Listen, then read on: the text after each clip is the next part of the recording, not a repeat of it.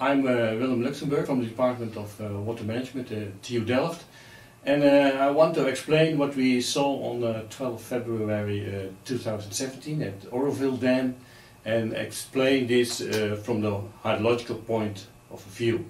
We'll first show you some movies, and what we saw on 12 February was quite alarming. We thought the dam was spilling, but first look at the movie.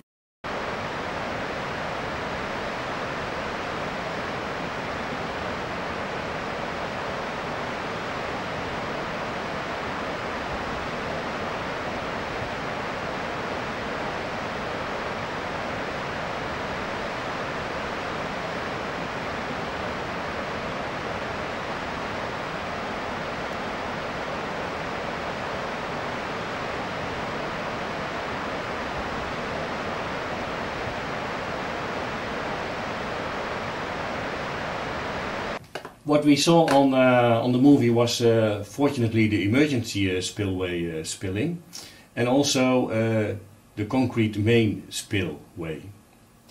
The dam itself was at that moment not in any danger. What we see on the next picture is that the water level came up quite rapidly. This is the blue line. And if we compare that to what on average, how fast in a year the water level comes up, what we see here on the average, it was indeed quite fast.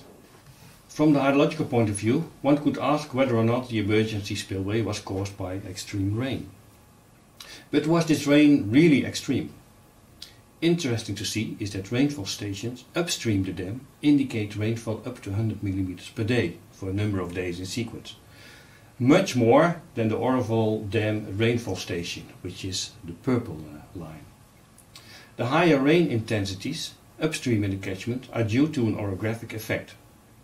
Note that a few weeks after spilling, even higher rainfall intensities occurred, but with less days in sequence. Comparing the inflow over the two periods shows that a longer period with high daily rainfall has more impact than a higher rain intensity over a short period. When following the course, you will be able to explain this effect and even quantify.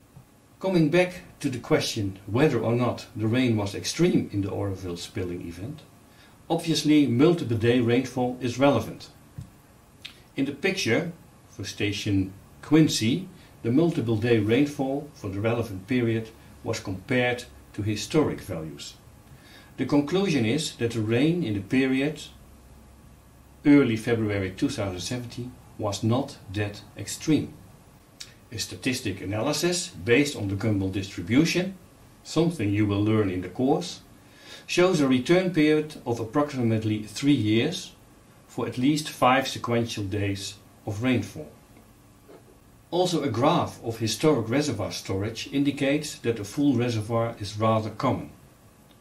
Logic for a dam that has to generate hydropower and benefits from high water levels. In the end, the conclusion must be that not the extreme rain caused the emergency spillway to overflow. It was the precaution to avoid progressing damage to the main spillway. Therefore, the main spillway was not used to its full capacity and caused the emergency spillway to overflow.